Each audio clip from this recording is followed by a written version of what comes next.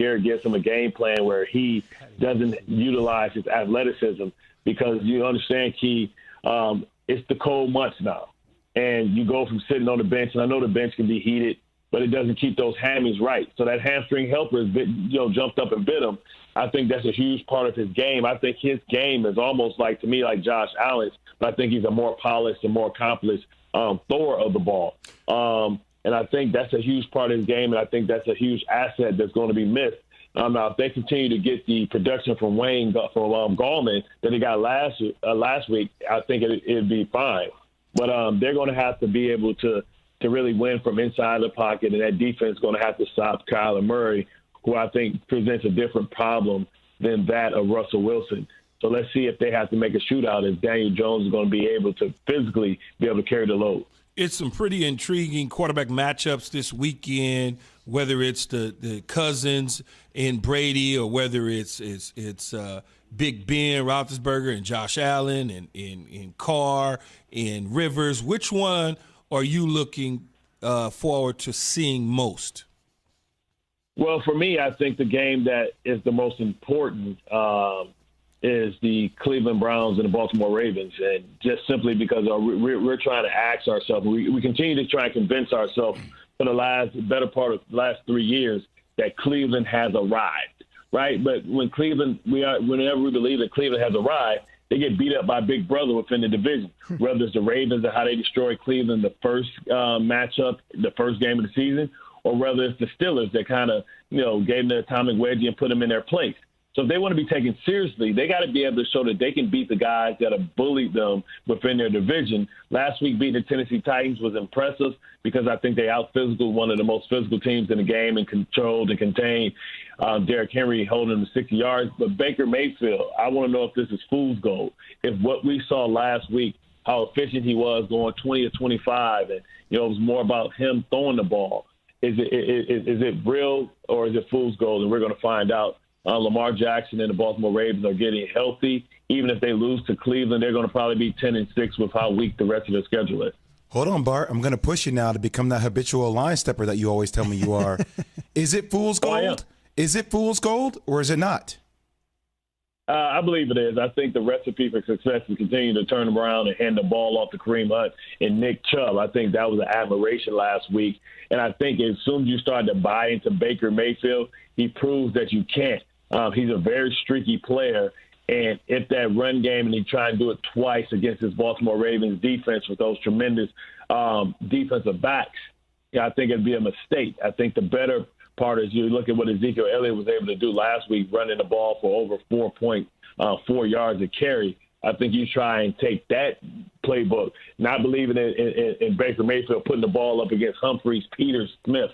They have some elite secondary in Baltimore. I think if they want to play with that one, I think we'll go back to saying that Baker Mayfield has more commercials than wins. If he wants to have more wins than commercials, he needs to turn around and hand the ball off, or he'll have a lot of time to go, go film some more commercials if you try and throw the ball at him too much. Bart, you don't play for the Ravens anymore, man. Don't let listen, Key. Listen, Key. And you're not part owner in the Lakers and the Dodgers. Get him, Bart. Get him, Bart. Okay, Bart. What team? And could I'm be seeing you on the screen too. You'll miss about 8 shots with the paper, man. You need to get your average up. Jay Will, teach him how to keep that elbow aligned with the basket. He be shooting it consistently. He's been making a lot lately, though. He's been on fire now. I'll give him that. All right, Bart. What team could be on the outside looking in for the playoffs? The Colts, the Vikings, the Ravens, or the Bucks? For me, it's the Vikings. I don't know how real they are. Once again, we love Dalvin Cook, but I'm not a believer in Kirk Cousins. So I mean, we're going to see. It's weird because it feels like they had punted on the season when they traded Yannick Ngakoue after they spent money and gave draft equity to go get him. Now it seems like they're in the running. Nobody's paid attention to him. I think they have an outstanding receiver in the Jefferson kid, and I think he's going to be exciting to watch. He may end up being one of the best from this draft, but I just don't know if I can believe in this team, if this team is for real. Now, it's going to say a lot about their chances if they're able to beat Tampa, but they still have Tampa and New Orleans. We expect them to beat the Bears and the Lions, but they're going to have to win one that we don't expect them to win. And it's going to be tough sledding against Tampa if Tampa is on. and playing well, if Bruce Arians and Tom Brady can come to some type of conclusion about how they want to go about playing and winning football games. It's a great point. The Vikings started 1-5. They're now 6-6 with a gigantic game against the Bucs, who they can essentially get closer to, or perhaps even leapfrog if things sort of work out this weekend with the other games on Sunday. And then, of course, Bart, as a Ravens legend, will be looking forward to watching Monday Night Football on ESPN between Baltimore and Cleveland. I know you got your own show later today, too, so we'll let you go. Thank you, Bart. I appreciate it. Bart. All right, Bart. All right. You don't play for the Ravens anymore. But he did play for the Ravens. I'll be messing. Man, that's my dude, man. Come on now. You know that's how we roll. So he brought up an interesting point. They have 4 games left, do the Vikings. 2 of those 4 are Tampa Bay on the road. Yes. New Orleans on the road. I want to mention the New Orleans game is in Week 16, so you have to kind of think about if it doesn't go just quite down to the stretch and maybe that the Saints have clinched the number 1 spot. You never know how that game could be played, but it's tight at the moment. The other 2 games, Bears-Lions. 2 challenging ones, 2 gimmies, or is there no such thing as a gimme? There's no such thing as a gimme, but I would think in when you start to get on the back end of things, the Lions, they're getting ready for Christmas and New Year's, and the Bears are doing the same thing. So you kind of hope that they approach it with that mindset.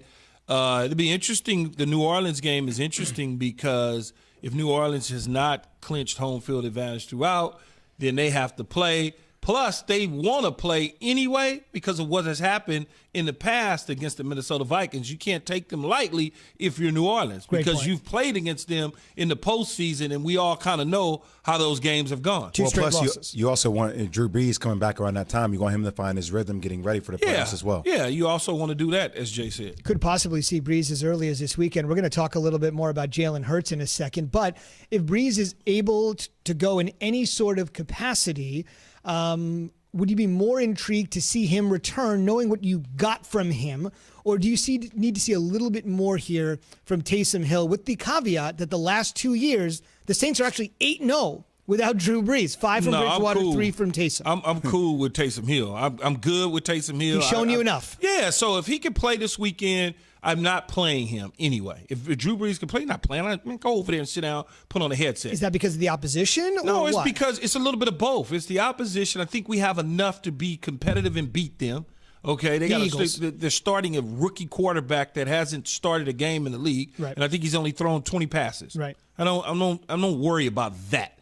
I'm more worried about those barbecue ribs that is inside Drew Brees' body. I need to keep him healthy or get him healthy as possible so when we get to week 15 and 16 and I need to play him moving into the playoffs so I can have home field advantage so I can get that bye week so his ribs can rest again, that's what I want to be able to do. So with that being said, you probably let him relax against the Eagles and the Chiefs and have him bring him back versus the Vikings and then the Panthers, right? Don't know that I'm going to have him relax against the Chiefs. Yeah, okay. Yeah. Don't know about – depending upon where he is. Exactly. In the process. Exactly. Yeah. I'm not going out there with Taysom Hill against the Chiefs if I can go out there with Drew Brees.